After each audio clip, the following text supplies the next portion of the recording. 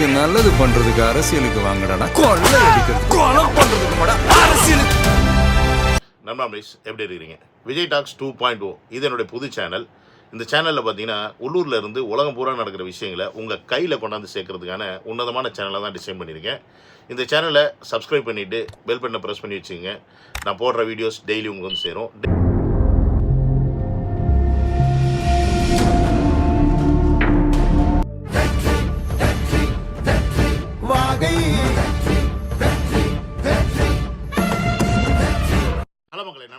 Welcome to Vijay talk, welcome to another video. நம்ம வந்து ஓட்டு போடுறது நம்மளுடைய உரிமை. யார் யாருக்கு எந்த கட்சி பிடிக்குதோ அந்த கட்சிக்கு ஓட்டு போடணும் அப்படின்றது தான் வந்து அடிப்படை தர்மம், நியாயம். அதுதான் ஜனநாயகத்துடைய ஒரு நம்மளுடைய கடமை. அப்படி இருக்கும்போது நோட்டா அப்படின்ற ஒரு ஆப்ஷன் வந்து தமிழக அரசியலில் கொண்டு வந்தாங்க. எனக்கு அந்த நோட்டா ஆப்ஷன் சுத்தமாக பிடிக்காது. அதில் யாராவது ஓட்டு போட்டாங்க அப்படின்னா எனக்கு சமகாண்டாகும். ஏன்னா அவன் ஓட்டை வேஸ்ட் பண்ணுறான் அப்படின்றது தான் அதுக்கு அர்த்தம். அதனால் அந்த நோட்டாவில் ஓட்டு போடுறத நான் அக்செப்ட் பண்ணவே மாட்டேன். பட் இந்த வாட்டி நோட்டாக்கு ஓட்டு போடுங்க அப்படின்னு சொல்லி நான் இந்த வீடியோவில் உங்கள்கிட்ட சொல்கிறேன். ஏன், எதற்கு, என்ன காரணம், இதெல்லாம் அந்த வீடியோ பார்த்து முடிக்கும் போது உங்களுக்கு தெரியும். ஸோ கடைசி வரைக்கும் இந்த வீடியோ வாட்ச் பண்ணுங்கள். அப்போ தான் நான் எதற்காக உங்களை நோட்டாக்கு போட சொல்லி சொல்கிறேன் அப்படின்றது உங்களுக்கு ரொம்ப கிளியராக புரியும். ஓகே, தமிழக வெற்றி கழகம் 234 தொகுதியிலையும் தனியாகவே நிற்கிது அப்படின்றது வந்து உறுதியாயிருச்சு தமிழ்நாட்டில். பாண்டிச்சேரியில் கூட நேயம் மக்கள் கட்சி அப்படின்னு ஒரு சுயேட்சை எம்எல்ஏ கூட 2 இடம் கொடுத்து அவங்க தமிழக வெற்றி கழகம் போட்டி போடுது. பட் தமிழ்நாட்டில் 234 தொகுதியிலையும் தமிழக வெற்றி கழகம் தனிச்சே போட்டி போடுது அப்படின்றது கன்ஃபார்ம் ஆயிடுச்சு. பட் அப்படி இருக்கும்போது அந்த 234 ஒரு கவுண்ட் குறைஞ்சி இப்போ 233 ஆயிருக்கு. கண்டிப்பாக இதை பற்றி நீங்கள் நேற்றே உங்களுக்கு நிறைய பேர் இந்த வீடியோ வந்து சொல்லியிருப்பாங்க, என்னாச்சு ஏதாச்சு அந்த இடத்துல என்ன மாதிரி பிரச்சனைகள் அப்படின்னு. இருந்தாலும் நான் எனக்கு தெரிஞ்ச இன்ஃபர்மேஷனை உங்ககிட்ட இன்னும் பெட்டராக ஷேர் பண்ணிக்கணும்னு ஆசைப்பட்றேன். ஏன்னா நமக்கு சில சந்தேகங்கள் இருக்குது, சில கேள்விகளும் இருக்குது தமிழக வெற்றி கழகத்தை பார்த்து. எல்லாமே அடங்கிய ஒன்றா தான் இது இருக்க போகுது அப்படின்றது நீங்கள் புரிஞ்சுக்கணும். எஸ், எடப்பாடி அவர்களுடைய தொகுதியில் மட்டும் இப்போ தமிழக வெற்றி கழகம் போட்டியிடலை. விச் மீன்ஸ் அந்த இடத்துல கேண்டிடேட் இருந்தார். அந்த கேண்டிடேட்டோட நாமினேஷன் வந்து நிராகரிப்பு செய்யப்பட்டுருச்சு ரிட்டர்னிங் ஆஃபீஸர்னால. சரி, ஏன், எதற்காக? அவருடைய நாமினேஷன் ஃபைலில் சொத்து டீட்டெயில்ஸ் தப்பாக இருந்ததாகவும், அதற்கப்புறமா ஒரு 10 பேர் கொண்ட ஒரு கையெழுத்து வந்து அந்த குழுவில் கொடுக்கணும், அந்த 2 மிஸ்ஸிங் ஆயிடுச்சு அப்படின்றதுக்காக நிராகரி பண்ணிட்டாங்க. உண்மையை சொல்லப்போனால் இந்த மாதிரி இதை விட இன்னும் சொதப்பலாக ஏகப்பட்ட நாமினேஷன்ஸ் வந்து ஃபைல் ஆயிருந்துச்சு. அதை வந்து எலெக்ஷன் கமிஷன் ஆஃப் ஆஃபீஸும் அக்செப்ட் பண்ணிட்டு தான் இருக்குது.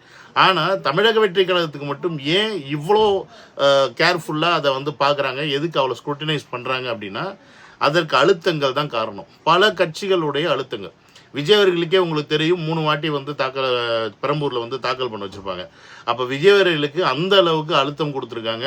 அனைத்து கட்சியிலிருந்துமே அவருடைய நாமினேஷனை அக்செப்ட் பண்ணவே கூடாது, ஏன்னா அவருடைய சொத்து மதிப்புலாம் சரியாக காட்டலை வைக்கலன்னு. ஆனால் அவருடைய வக்கீல் சரியாக அதற்கான காரணங்களை கொடுத்து கடந்த 5 வருஷத்துக்கான சொத்து மதிப்பு தான் தளபதி அவர்கள் நாமினேஷனில் காமிச்சிருக்காரு ஒழிய அவருடைய 35 வருஷ கேரியரில் என்ன சம்பாதிச்சாரோ அது எல்லாத்தையும் காட்டலை அப்படின்றத வந்து கிளியர் பண்ணி அந்த நாமினேஷனை அக்செப்ட் பண்ணுற ரேஞ்சுக்கு கொண்டு வந்து முடிச்சிட்டாங்க. பட் இங்கே அருண்குமார் இடத்துல என்ன நடந்திருக்குன்னு பார்த்தீங்கன்னா, அவருக்கு பதிலாக வேறு யாராவது அந்த இடத்துல இருந்திருக்கலாமே, ஏன் ஒருத்தர் தானா அப்படின்னு நீங்கள் கேட்கலாம். கண்டிப்பாக அவருக்கு பதிலாக வேறு ஒருத்தர் இருந்தாங்க. அது யாருன்னு கேட்டிங்கன்னா அவருடைய மனைவி தான். ஸோ இங்கே அருண்குமாருக்கு நாமினேஷன் ஃபைலில் என்ன பிரச்சனை இருந்துச்சோ அதே பிரச்சனை தான் அவங்களுடைய ஒய்ஃபுக்கும். அவங்க ஒய்ஃப் பேர் வித்யான்னு நினைக்கிறேன். இங்கே 10 பேர் போட வேண்டிய கையெழுத்தில் 8 பேர் தான் போட்டிருக்காங்க. யாருக்கு? அருண்குமாருக்கு. ஆனால் ஒய்ஃபுக்கு பார்த்தீங்கன்னா வெறும் 7 பேர் தான் போட்டிருக்காங்க. இப்போ உங்களுக்கு தோணலாம், இப்போ இந்த கையெழுத்து வந்து எல்லாருக்குமே இருக்குமான்னு கேட்டிங்கன்னா, இங்கே நம்மளுடைய கட்சி வந்து பார்த்தீங்கன்னா அங்கீகரிக்கப்பட்ட கட்சி கிடையாது, பதிவு செய்யப்பட்ட கட்சி. Which means we are facing first time நம்ம எலெக்ஷனை ஃபேஸ் பண்ணுறோம் அப்படின்றனால நமக்கு இருக்கக்கூடிய ரூல்ஸ் கொஞ்சம் வேறு. ஆனால் ஆல்ரெடி அங்கீகரிக்கப்பட்ட கட்சியாக இருக்காங்க பார்த்தீங்களா, அவங்களுக்கு இருக்க ரூல்ஸ் கொஞ்சம் வேறு எலெக்ஷன் கமிஷன் ஆஃப் ஆஃபீஸில். அப்போ இந்த ஃப்ளெக்சிபிலிட்டியை தான் என்ன பண்ணுறாங்கன்னா அதிகாரத்தில் இருக்கவங்களும் ஆல்ரெடி அங்கீகரிக்கப்பட்ட கட்சியாக இருக்கவங்களும் யூஸ் பண்ணிக்கிறாங்க. ஸோ அதை எப்படி யூஸ் பண்ணிக்கிறாங்கன்னு பார்த்தீங்கன்னா, நம்ம கோயம்புத்தூரில் செந்தில் பாலாஜி வந்து நிற்கிறாப்புல, அவருடைய தொகுதியில் மட்டும் பார்த்தீங்கன்னா கிட்டத்தட்ட 18 சுயேட்சை வேட்பாளர் வந்து அக்செப்ட் பண்ணியிருக்காங்க election commission of office, election கமிஷன்லேருந்து. ஸோ இப்போ இங்கே எலெக்ஷன் கமிஷன் நடுநிலையாக செயல்படுதான்னு கேட்டிங்கன்னா அதுவும் கிடையாது. ரீசெண்டாக மம்தா பானர்ஜி என்ன சொல்லியிருக்காங்கன்னு கேட்டிங்கன்னா, இங்கே தமிழ்நாட்டில் பிஜேபியும் திமுகவும் கள்ள கூட்டணி வச்சுக்கிட்டு செயல்படுறாங்க, அப்படின்ற ஒரு விஷயத்தை ரொம்ப ஓப்பனாக போட்டு உடைச்சிருக்காங்க.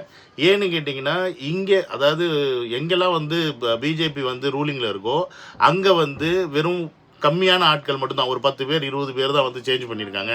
ஆனால் வெஸ்ட் பெங்காலில் பார்த்தீங்கன்னா கிட்டத்தட்ட 500 அதிகாரிகளை சேஞ்ச் பண்ணியிருக்காங்க. எங்கே 500 அதிகாரிகளை இந்த எலெக்ஷன் கமிஷன் ஆஃபீஸ் வந்து வெஸ்ட் பெங்காலில் சேஞ்ச் பண்ணியிருக்காங்க. ஆனால் மற்ற இடங்கள்லாம் பார்த்தீங்கன்னா 10 பேர் 15 பேர் மேக்ஸிமம். தமிழ்நாட்டில் எத்தனை அழுத்தங்கள் எத்தனை வாட்டி நம்ம லெட்டர்லாம் கொடுத்ததுக்கப்புறம் தான் இப்போ வந்து மாறி இருக்குது, அங்கங்கே கொஞ்சம் மாற்றிருக்காங்க அப்படின்றது உங்களுக்கே தெரியும். அப்போ இந்த இடத்துல எலெக்ஷன் கமிஷன் வந்து நடுநிலையாக செயல்படுதான்னு கேட்டிங்கன்னா நடுநிலையாக கிடையாது. அண்ட் அஃப்கோர்ஸ் அவங்க யார், ஆல்ரெடி இங்கே ஒர்க் பண்ணவங்க தான். அப்போ அவங்களுக்கு பல கட்சிகள்லேருந்து அழுத்தம் வரும், மிரட்டல் வரும், எல்லாமே வரும். அதனால் அவங்க வந்து ஏதாவது ஒரு காரணம் பார்த்து தூக்கி விட்டுலாம் அப்படின்னு யோசிப்பாங்க. ஸோ அப்படி இருக்கும்போது எதற்குப்பா வந்து எடப்பாடி தொகுதியில் ஏன் அருண்குமாருக்கு மட்டும் தூக்கணும் அப்படின்ற ஒரு கேள்வி வரும். அப்படி பார்த்தா நிறைய இடத்துல நிராகரிப்பு நடந்திருக்கணுமே. எப்படி 233 இடத்துல அக்செப்ட் ஆச்சு, இந்த ஒரு இடத்துல மட்டும் மிஸ் ஆச்சு அப்படின்னு கேட்டிங்கன்னா அங்கேயும் இருக்குது ஒரு செக்கு. இப்போ இந்த அருண்குமார் எங்கேருந்து வந்திருக்காருன்னு பார்த்தீங்கன்னா அவர் அதிமுகலேருந்து வந்தவர் தான் தமிழக வெற்றி கழகத்துக்கு. ஸோ அப்படி இருக்கும்போது அவரை தூக்கி அந்த இடத்துல ஒரு கேண்டிடேட்டை போடுறாங்க. கண்டிப்பாக அவருக்கு பேக்கப்பாக ஒரு 2-3 கேண்டிடேட்டை ஆல்ரெடி வச்சுருந்துருக்கணும் அவங்க மனைவி இல்லாமல். ஆனால் தமிழக வெற்றி கழகம் அதை செய்யலை, ஏன்னு நமக்கு தெரியல. அதற்கப்புறம் பார்த்தீங்கன்னா இங்கே இந்த நாமினேஷனை ஃபைல் பண்ணும்போது கண்டிப்பாக தமிழக வெற்றி கழகத்தோட லாயர்லாம் அதெல்லாம் பார்த்து அஃபிடவிட் பண்ணி தான் அதை கொண்டு போய் ஃபைல் பண்ணி கொடுக்குறாங்க. அந்த ஃபைல் பண்ணி கொடுக்கும்போது அதில் இருந்த தவறுகளை லாயர்ஸ்லாம் ஏன் எப்படி விட்டாங்க, இத்தனை கையெழுத்து வேணுமே எப்படி வாங்காமல் விட்டாங்க இப்படின்ற கேள்விக்கு நம்மக்கிட்ட பதில் இல்லை. அதற்கப்புறம் பார்த்தீங்கன்னா அதே மாதிரி ஒரு நாமினேஷன் ஃபைல் பண்ணும்போது ஒரே ஒரு நாமினேஷன் தான் ஒருத்தர் ஃபைல் பண்ணுவான்னு சொல்ல முடியாது. அவர் அது கூட சேர்ந்து 2-3 நாமினேஷன் ஃபைல் பண்ணலாம். ஏன்னா இதில் பிழை இருந்துச்சுன்னா இதில் சரியாக இருக்கும் அப்படின்றதுக்காக பண்ணுவாங்க. அந்த மாதிரி ஏன் பண்ணலை அப்படின்றது நமக்கு தெரியல. இப்படி தமிழக வெற்றிக்கழக சைடில் இருந்து இப்போ இந்த அருண்குமாரோடைய விஷயத்தில் இவ்வளோ லெதார்ஜிக்காக ஏன் இருந்தாங்க அப்படின்ற கேள்வி இன்றைக்கி பல பேருக்கு இருக்குது. பட் இந்த இடத்துல எடப்பாடி அவர்கள், அதுக்கப்புறம் பார்த்தீங்கன்னா திமுகலேருந்து ஒருத்தர், அப்புறம் நாம் தமிழர் கட்சியிலேருந்து பிரியதர்ஷினி ஒருத்தர் நிற்கிறாங்க, டிவிகேலேருந்து அருண்குமார், மற்ற வந்து சுயேட்சை கட்சிகள். அப்போ இங்கே எடப்பாடி அதே தொகுதியிலேயே கிட்டத்தட்ட 5 வருஷமாக நிற்கிறாரு, இப்போ 6வது வாட்டி இங்கே நிற்கிறாரு. அப்போ அப்படி இருக்கும்போது அவர் மிக பவர்ஃபுல்லான பர்சனாக தான் அங்கே இருப்பார். அப்போ அவருக்கு எதிர்த்த மாதிரி ஒருத்தரை நிற்க வைக்கிறது கண்டிப்பாக அது தமிழக வெற்றி கழகத்தை சேர்ந்த ஒருத்தராக இருக்கணும். அப்படி இல்லைன்னா வந்து தமிழக வெற்றி கழகத்தையே ரொம்ப வருஷமாக பயணிக்கக்கூடிய, அதாவது மக்கள் மன்றத்திலேருந்து இல்லை ரசிகர் மன்றத்திலேருந்து பயணிக்கக்கூடிய ஒரு மாவட்ட செயலாளரோ இல்லை வேறு நபரை நிற்க வச்சிருக்கணும். பட் ஏன் அருண்குமார் அந்த இடத்துல எந்த நம்பிக்கையில் அடிப்படையில் நிற்க வச்சாங்க அப்படின்ற கேள்வி நமக்குள்ளே வருது. இப்போ அந்த அருண்குமார் அப்படின்றவர் எங்கே இருக்கார், என்ன ஆனார்னு யாருக்குமே தெரியல. அவரை பற்றி கம்ப்ளைண்ட்லாம் கொடுத்துருக்காங்க. ஏன்னா நாமினேஷன் ஃபைல் பண்ணிட்டு போனதுக்கப்புறமா ஆளே காணோம். அதனால தான் அவர்கிட்ட வந்து 2 வாட்டி ரிட்டர்னிங் ஆஃபீஸர்லேருந்து அதை சரி பண்ணி கேட்டு அவர் கொடுக்காம என்ன பண்ணார் ஏது பண்ணாரே தெரியல. இப்போ அவர் எங்கே இருக்காருன்னே தெரியல. ஆனால் இந்த ஒரு விஷயத்தில் தமிழக வெற்றி கழகம் ரொம்ப சைலண்ட்டாக இருக்குது அப்படின்றது மட்டும் நிதர்சனமான உண்மை.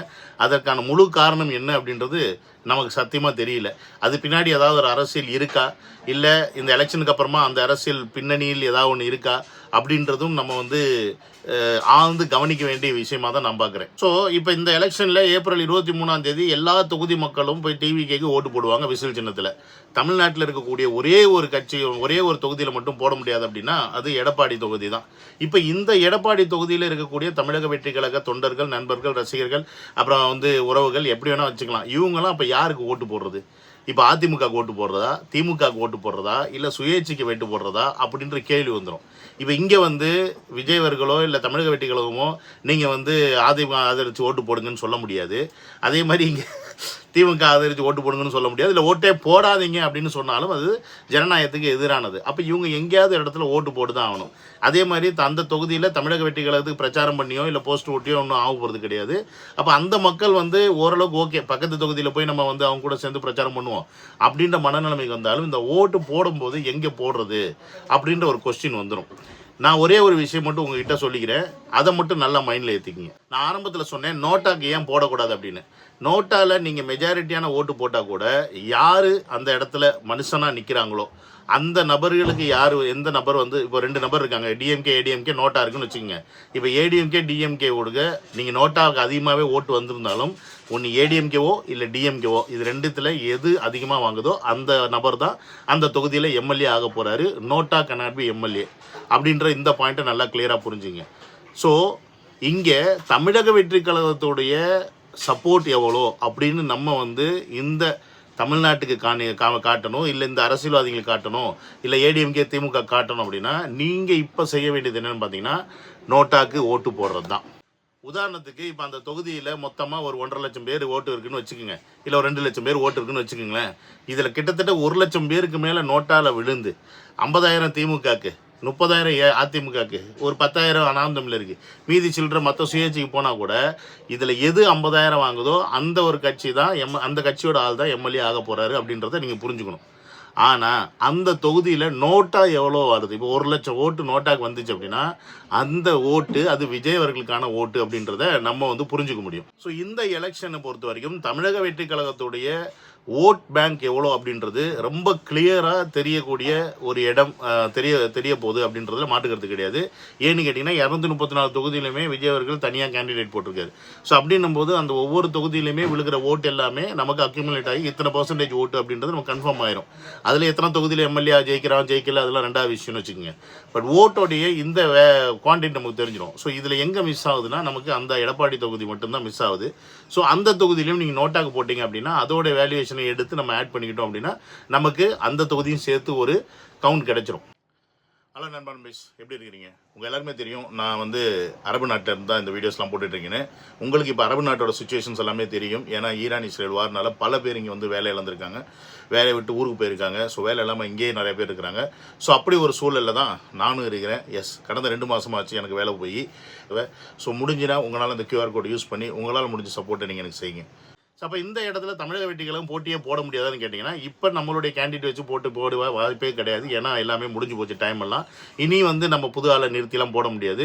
ஒன்று அந்த டைம் இருக்கும்போதே ஏதோ சுயேட்சை நபர்கள்கிட்ட பேசி அவங்கள வந்து நம்ம சின்னத்தில் நிற்க சொல்லி அதற்கான லெட்டர்லாம் கொடுத்து அப்ரூவல் வாங்கி அதை கொடுத்துருந்தோம் அப்படின்னா அது ஓகே. பட் அதையும் வந்து தமிழக வெற்றிகளும் செய்யலை, விட்டுட்டாங்க. இனி இப்போ அந்த சுயேட்சையில் யாராவது ஒருத்தர் நிற்கிறாருன்னு வச்சுங்க, அவர் நாளைக்கு வந்து அவருக்காக தமிழக வெற்றிக்கழகம் பிரச்சாரம் பண்ணி அவருடைய சின்ன அவரை ஜெயிக்க வச்சு அவர் நாளைக்கு நம்ம கிட்ட வருவாரா இல்லை அங்கே போவாரா அப்படின்றது நமக்கு தெரியாது. ஸோ அந்த ரிஸ்க் ஒன்று இருக்குது. அவங்க இந்த பக்கம் வரல, நான் அந்த பக்கம் போய் கொடுக்குறேன் அப்படின்னா ஒரு சீட்டு நம்ம ஜெயிச்சு இவன்ட்ட கொடுத்துட்டோம் அப்படின்ற மாதிரி ஆயிரும். யார்கிட்ட? திமுக காரண்டியோ இல்லை அதிமுக காரண்டியோ. அதனால் அந்த தவிர தமிழக வெற்றிக்கெல்லாம் செய்ய மாட்டாங்க அப்படின்னு நான் நம்புகிறேன். ஸோ ஓவராலாக பார்த்தா இப்போ இந்த அருண்குமார் மாயமானது ஏன் எதனால அப்படின்றது தெரியல. அந்தால் வெளியில் வந்தால் தான் உண்மையான நிலவரம். ஏன் என்னாச்சு, மிரட்டப்பட்டாரா இல்லை வேறு எதுவும் காரணமா அப்படின்றது நமக்கு முழுசாக தெரிய வரும். அது வரைக்கும் நமக்கு தெரியாது. ஆனால் நம்மளுடைய தொகை 233. நம்ம போட வேண்டிய 34வது தொகுதிக்கு சின்னம் வந்து நோட்டா. அதை மைண்டில் வச்சுக்கோங்க அப்படின்றத மட்டும் சொல்லிவிட்டு இந்த வீடியோ முடிச்சுக்கிறேன். See you on another video. Love you all. Take care. Bye bye.